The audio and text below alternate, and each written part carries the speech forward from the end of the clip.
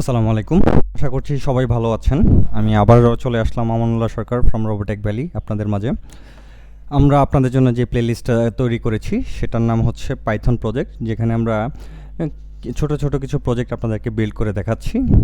কিভাবে আসলে আমরা ছোট ছোট প্রজেক্টগুলো বিল্ড করতে পারি এবং সেটার বেনিফিটটা কী, বা আমরা কী কী কাজে সেটা ব্যবহার করতে পারি, বা পাইথনটা কেন এত জনপ্রিয়, বা প্রোগ্রামিং ল্যাঙ্গুয়েজটা দিয়ে আসলে আমরা কী করতে পারি। তো সেটারই ধারাবাহিকতায় আজকে আমরা আপনাদের মাঝে আরও নতুন একটা ভিডিও নিয়ে আসছি, যেটা হচ্ছে আপনারা একটা টেক্সট বারবার রিপিট করতে পারবেন কারো কাছে। যেমন ধরুন ইয়াসিন আমার একজন কলিগ, তো আমি চাচ্ছি যে তাকে একটু ডিস্টার্ব করবো আজকে। তো একটা টেক্সট বারবার আমি লিখতে বা সেটা কপি করে পেস্ট করে দেওয়াটা একটু ঝামেলার। তো অ্যাজ এ প্রোগ্রামার আমি চাই যে বিষয়টাকে খুব সিম্পল করে ফেলার জন্য। দ্যাটস ওয়াই আমি একটা কোড করেছি, যেখানে আমরা বরাবরের মতোই একটা লাইব্রেরি ব্যবহার করেছি যার নাম হচ্ছে পাই-ও2গুই, যার মাধ্যমে আজকে আমি কাজটা করব। তো আমি প্রথমে একটু রান করে দেখাই। আপনারা এটা যে কোনো প্ল্যাটফর্মে আপনারা এটা রান করতে পারবেন, যে কোনো অ্যাপের জন্য আপনারা সেটা ব্যবহার করতে পারবেন। তো অনলি 7 লাইনের একটা কোড আমি করেছি। আমি যদি কোডটাকে রান করি, রান করার পর আমি আমার হোয়াটসঅ্যাপে চলে গেলাম এবং এখানে আমার কার্সারটাকে রাখলাম। এখন দেখুন আমি একটা টেক্সট দিয়েছি, Yasin I am annoying you. তো বারবার এটা রিপিট হবে, আমরা একটু দেখি, দেন সেটা এক্সপ্লেনেশনে আমরা যাব। দেখুন সেকেন্ড টাইম সেটা হয়ে গিয়েছে, থার্ড টাইমও সেটা হলো এবং সেটা সেন্ড হলো। তো আমি কোডটাকে প্রথমে স্টপ করি। তো দেখুন আমি যদি কোডটার এক্সপ্লেনেশনে যাই, প্রথমে আমরা পাইথন-ও2গুই যেই আমাদের লাইব্রেরিটা আছে সেটাকে ইম্পোর্ট করে নিয়েছি এবং পাশাপাশি টাইম যেই লাইব্রেরিটা আছে সেটাকে ইম্পোর্ট করে নিয়েছি। তো আমরা পাইথন-ও2গুইটাকে ইম্পোর্ট করার জন্য এটাকে আমাকে টার্মিনালে প্রথমে ইনস্টল করে নিতে হবে। তার জন্য আমার প্রথম পাইথন-ও2গুই যেই লাইব্রেরিটা আছে সেখানে যাওয়া লাগবে এবং পিপ ইনস্টল পাইথন-ও2গুই এই কমান্ডটাকে আমার লাগবে। আমি প্রথমে এটাকে কপি করে নিলাম, দেন আমার টার্মিনালে আমি আসব। আসার পরে সেটাকে আমি এখানে পেস্ট করে দিব এবং আমি যদি এন্টার করি, আমার এই লাইব্রেরিটা আমার ইনস্টল হয়ে যাবে আমার এই প্রজেক্টের জন্য। তো অলরেডি আমার ইনস্টল আছে থেকে এরকম আসছে, আপনাদের ক্ষেত্রে সেটা বরাবরের মতো ডাউনলোড হবে, দেন আসবে। তো আমি যদি এখন এক্সপ্লেনেশনে আসি, প্রথমে আমি পাইথন-ও2গুই যেই লাইব্রেরিটা আছে এবং টাইম যেই লাইব্রেরি আছে, দুইটা লাইব্রেরিকে ইম্পোর্ট করে নিলাম আমার প্রজেক্টে। দেন আমরা একটা কাজ বারবার রিপিট করার জন্য আমরা প্রোগ্রামিংয়ে আমরা লুপ ব্যবহার করি। আমরা যারা অলরেডি প্রোগ্রামিং করছি বা শিখতে চাচ্ছি তাদের উদ্দেশ্যে আমি বলি যে আমরা লুপ ব্যবহার করি, যার মাধ্যমে আমরা একটা কাজ রিপিটেডলি করাতে পারি আমার সিস্টেমকে দিয়ে যতক্ষণ পর্যন্ত আমার কন্ডিশনটা ট্রু থাকবে। তো সেই জন্য এখানে আমি হোয়াইল লুপটাকে ব্যবহার করেছি। হোয়াইল যখন ট্রু হবে তখন সে এই 4টা লাইন এক্সিকিউট করবে বা রান করবে। তো 4টা লাইনের এক্সপ্লেনেশনে যদি আমি যাই, প্রথমে আমি টাইম থেকে যে স্লিপ যে ফাংশনটা আছে সেই ফাংশনটা নিয়েছি এবং এখানে কত সেকেন্ড সে স্টপ থাকবে সেটা বলে দিয়েছি, বা স্লিপ থাকবে 4 সেকেন্ড, অর্থাৎ কোডটা রান করার পর 4 সেকেন্ড পর্যন্ত সে কোনো অ্যাকশন নেবে না। 4 সেকেন্ড পর সে পাইথন-ও2গুই দিয়ে যে টাইপ রাইট যে ফাংশনটা আছে সেই ফাংশনটার মাঝখানে আমি লিখে দিয়েছি Yasin I am annoying you. তো এই টেক্সটটা সে রাইট করবে আমি যেখানে লিখতে চাচ্ছি সেই জায়গাটাতে। এটা লেখার পর সে আবার টাইম ডট স্লিপ দিয়ে আবার 2 সেকেন্ডের জন্য সে স্লিপ মোডে চলে যাবে, অর্থাৎ এটা লেখার পর তার কোনো ইনস্ট্যান্সে কোনো অ্যাকশন নেবে না, সে আবার 2 সেকেন্ড স্টপ থাকবে এবং দেন সে আবার পাইথন-ও2গুই যেই দিয়ে প্রেস দিয়ে আমি এন্টার বাটন, কারণ হচ্ছে এন্টার বাটন দিয়ে আমরা কোনো কিছু সেন্ড করি, তো এন্টার বাটনটাতে ক্লিক করবে সে 2 সেকেন্ড পর।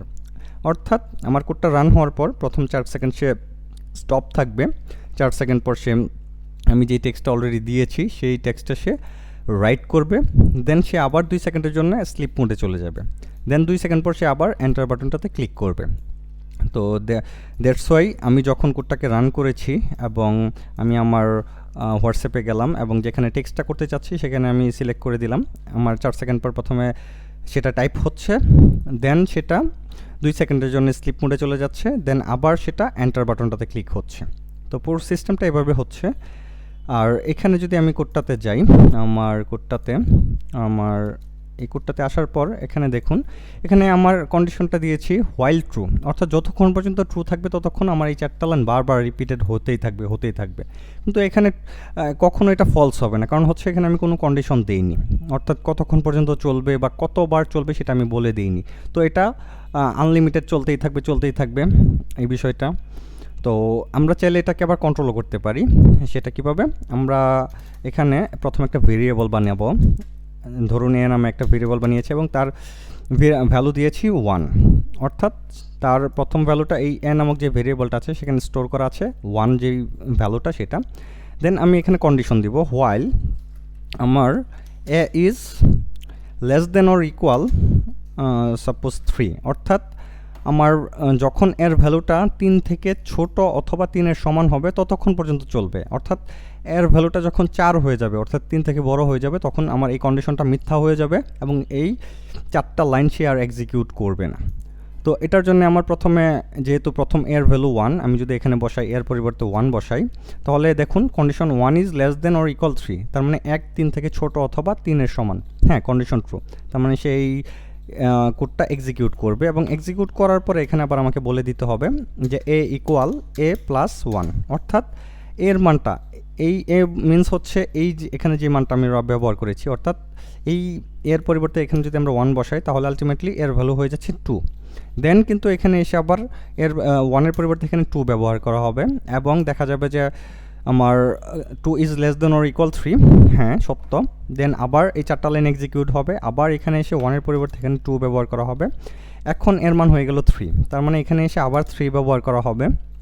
দেন 3 is less than or equal 3, অর্থাৎ 3 থেকে ছোট অথবা 3-এর সমান, যেহেতু ছোট না বাট সমান, তার মানে কন্ডিশন সত্য।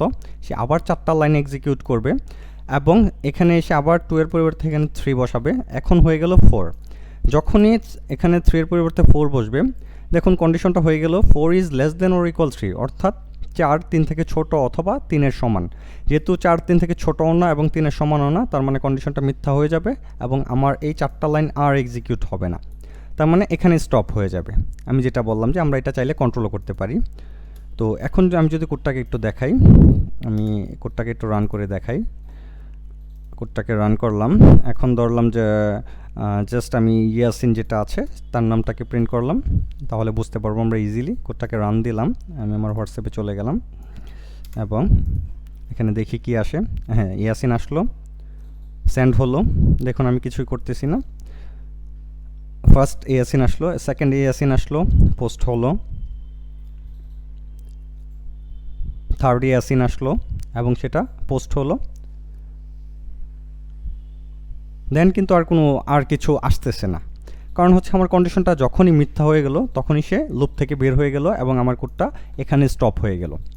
তো এভাবে আমরা একটা কাজ বারবার রিপিটেডলি আমরা করাতে পারি, যেটার মাধ্যমে। তো এই ছিল আজকে আপনাদের জন্য একটা ছোটোখাটো একটা প্রজেক্ট। তো আপনারা চাইলে আপনার কোনো একটা ফ্রেন্ড যদি রাগ করে আপনার উপর একটা কিছু হয়, সেক্ষেত্রে আপনারা চাইলে এভাবে একটা কাজ বারবার রিপিটেডলি তাকে সারপ্রাইজ করতে পারেন। চাইলে তাকে আপনারা তাদের বার্থডেতে উইশ করতে পারেন বা কোনো কিছু একটা করতে পারেন। তো এই ছিল আজকের আমাদের একটা প্রজেক্ট।